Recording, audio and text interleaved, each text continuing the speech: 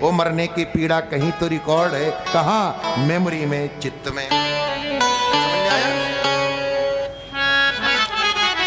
ये ज्ञान शक्ति भी है और स्मरण शक्ति भी है और कोश भी है, चिद कोश, यहाँ भरा हुआ है हमारा रिकॉर्ड। भले ही कोई नहीं देख रहा आपको गलत काम करते हुए, लेकिन आप तो अपने आप को देख रहे हैं। ये सूर्य तो देख रहा है, ये पृथ्वी तो देख रही है, ये पवन तो देख रहा है। ये गवाही देंगे भगवान के सामने। और याद रखिए, यही गवाही वहां देंगे, यहाँ के लोग नहीं देंगे कि आपने क्या किया वहां। बोलिए मुरली मनोहर भगवान की। और अहंकार के देवता है भगवान शंकर। ये अहंकार घमंड के अर्थ में नहीं है। इस अहंकार का मतलब है सेल्फ कॉन्शियसनेस के अर्थ में, जिसके कारण मैं हूं ये अनुभव होता है। आत्मा की दृष्टि से तो हम सब एक ही है ना, फिर भी अलग अलग ये एहसास कौन करा रहा है? ये अहंकार करा रहा है। तो 20 वो 4 ये मिलाकर 24 हो गए। ये 24 तत्व जब अलग अलग थे तब तक शरीर नहीं बना। जब ये 24 तत्व एक हो गए तब शरीर का निर्माण हुआ। लेकिन फिर भी शरीर में कोई हलन चलन नहीं है। तब प्राण नाम के 25वें तत्व ने प्रवेश किया, संज्ञा हो गई प्राणी। विराट पुरुष की रचना हुई। उस विराट पुरुष ने अपने रहने का कोई स्थान नहीं देखा तो अपने में से जल प्रकट किया, जल में ही वास किया, नाम पड़ा नारायण।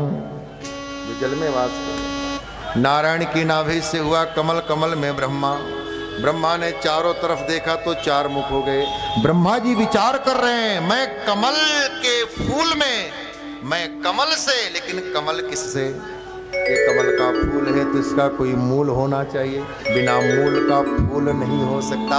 और मूल जानने के लिए कि मैं कमल से, लेकिन कमल किससे है, और कमल का अंत जानने के लिए ब्रह्मा जी कमल की नाल में से नीचे उतरे। इसी को विचार की पराकाष्ठा कहते हैं। प्रश्न उठा कि मैं कौन हूं, मैं किससे हूं, मैं किसका हूं?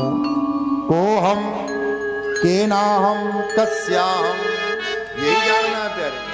मैं कौन हूं? अहम देवदत्ता है, मैं देवदत्त हूं। तो देवदत्त तो मेरा नाम। तो क्या मैं शरीर हूं? प्रश्न उठाओ, शरीर किसका? मेरा। तो क्या मैं नाम हूं? नाम किसका? मेरा। मतलब जो कुछ भी मेरा है वो सब अनात्म पदार्थ है, मेरा मैं नहीं हो सकता। ध्यान से समझे। अगर मैं ये कहता हूं ये मकान मेरा है तो इसका तात्पर्य यह हुआ कि मैं इस मकान का मालिक हूं, मैं इस मकान में रहने वाला हूं, ना कि मैं ही मकान हूं। मैं और मेरा ये दोनों अलग अलग चीजें हैं। मैं का तात्पर्य है कि जो मेरा है उसमें मैं, मेरी मालकियत है, मेरा स्वामित्व है। मेरा मैं नहीं हो सकता। मेरा और मैं अलग अलग है। तो मैं कौन हूं? को हम। ध्यान देना, ये जो शरीर हम धारण किए बैठे हैं ना, ये मकान का मकान है। समझे? ये ईंट पत्थर गारे का जो मकान है वो शरीर के रहने का है। मेरा मकान क्या है? ये है, ये मकान। बोलिए भक्तवत्सल भगवान की जय हो। मुरली मनोहर भगवान की जय। जब हम कहते हैं ये घर मेरा, तो मतलब ये मकान मेरा है। तो इसको क्या कहते हैं? शरीर मेरा। ये भी मेरा मकान है। तो ये शरीर मकान का मकान है। मैं कौन हूं? कभी आपने विचार किया क्या मैं शरीर हूं? तो शरीर तो माता पिता ने दिया है। क्या कोई अपना शरीर अपने आप रचा है, बनाया है? नहीं, आपको मिला है। और जो मिला है वो आपका नहीं है, वो मिला है। जो मिला है उसमें आपकी मिल्कियत कैसे हो सकती है? माता पिता इसके ज्यादा अधिकारी, आपसे ज्यादा अधिकारी इस शरीर के तो माता पिता है जिन्होंने दिया है। तो मकान तो आपको मिला है, तो माने आप शरीर नहीं है, शरीर आपको मिला है। नाम आपने अपने आप रखा है। अरे आपसे पूछा भी नहीं गया, आपका नाम रख दिया गया। जो आपका नाम है वो नाम भी आपने अपने आप नहीं रखा, किसी ने रख दिया। अब विचार करो, शरीर उधार, नाम उधार, नगद क्या है आपके पास? आप हैं कौन? वो हम। भाई नाम तो दूसरों ने दिया, शरीर दूसरों ने दिया, तो आपका परिचय क्या है? आप कौन है? को हम। और गहराई में विचार करें, प्रत्येक के द्वारा अपना रखा हुआ नाम मैं है। हर व्यक्ति, स्त्री हो या पुरुष, अपने लिए जो अपना उच्चारित नाम है, अपने लिए जो पुकारता है या पुकारती है, मैं जाता हूं, मैं खाता हूं, मैं यहां हूं, मैं वहां हूं, मैं ये कर रही हूं, मैं वो कर रही हूं, प्रत्येक के द्वारा अपना रखा हुआ नाम मैं है। उसी मैं को जानना है। को हम, मैं कौन हूं? शीशे के सामने खड़े होते हो तो क्या देखते हो? चेहरा, मुखड़ा। आपने विचार किया कि 50 साल के हो गए, 60 साल के हो गए, कौन सा मुखड़ा अपना वाला मुखड़ा था जब हम 30 साल के थे कि वो था, कि जब हम 20 साल के थे वो था, कि इस समय जो है वो है? ना वो रहा ना आज का रहेगा, तो हम कौन हैं? कौन सा मुखड़ा हमारा वास्तविक स्वरूप है? रूप हम नहीं है, स्वरूप की पहचान करनी है। इसी बात को शंकराचार्य जी ने आत्मशतक में कहा है, मनोबुद्ध अहंकार चित्तानि नाहं न च श्रोत्र जिह्वे न च घ्राण नेत्रे न च व्योम भूमिर्न तेजो न वायुः चिदानंद रूपः शिवोऽहं न च प्राण संज्ञो न वै पंचवायुर्न वा सप्तधातुर्न वा पंचकोशः न वाक्पाणिपादं न चोपस्थपायुः चिदानंद रूपः शिवोऽहं शिवोऽहम् न पापम न सौख्यम न दुःखम न मंत्रो न तीर्थ न वेदान यज्ञ अहम भोजनम नैव भोज्यम न भोक्ता चिदानंद रूप शिवोऽहं शिवोऽहं। न मे द्वेष रागो न मे लोभ मोहो मदो नैव मे नैव मात्सर्य भावः न धर्मो न चार्थो न कामो न मोक्ष। आप कौन हैं? चिदानंद रूप शिवोऽहं शिवोऽहं। न मे मृत्युर्न शंका न मे जाति भेद पिता नैव मे नैव माता न जन्मा न बंधुर्न मित्रं गुरुर्नैव शिष्य चिदानंद रूपः शिवोऽहं अहम निर्विकल्पो निराकार रूपो विभुर्व्याप्य सर्वत्र सर्वेन्द्रियाणां न चासंगतं नैव मुक्तिर्न बन्ध चिदानंद रूपः शिवोऽहं शिवोऽहं। अच्छा, आप विचार करो, आपको ये कौन जन्मा है? शरीर जन्मा है। किसने दिया? माता पिता। तो माता पिता के द्वारा दिया शरीर जन्मा है, आप नहीं जन्मे। जन्मा कौन है? माँ के गर्भ में बना हुआ शरीर जन्मा है, आप नहीं जन्मे। आप तो इस शरीर में हैं। फिर से ध्यान दें, जन्म शरीर का हुआ है, आपका नहीं। बर्थ डेट शरीर की मनाई जा रही है, आपकी नहीं। आप तो माँ के पेट में भी जिंदा हैं, जीवन है। अगर माँ के पेट में जिंदा ना होते तो बाहर आते बर्थ डेट नहीं, डेथ डेट मनाई जाती। और माँ के पेट में भी हम, वहीं से हमारा अस्तित्व नहीं शुरू। हर माँ, हर बहन कहती है जब हमारे पेट में बच्चा आया, मतलब हम कहीं से आए, कहीं थे, तब ना आए माँ के गर्भ में। तो हम कहीं थे, अब व्यक्त थे। माँ के पेट में शरीर बना, प्रवेश किया, बाहर आए तो व्यक्त हो गए। व्यक्त हुए तो नाम व्यक्ति पड़ गया। ये व्यक्ति मतलब व्यक्त हुए। और एक समय आएगा, शरीर नहीं रहेगा, हम रहेंगे, अब व्यक्त हो जाएंगे। तो हमारा जन्म नहीं हुआ तो हमारी मृत्यु नहीं होगी। मृत्यु, जन्म हुआ शरीर का, मृत्यु होगी शरीर की। हम जन्म मृत्यु से करें। इसी बात को गीता में भगवान कहते हैं, अव्यक्तादीनि भूतानि व्यक्त मध्यानि भारत अव्यक्त निधनाने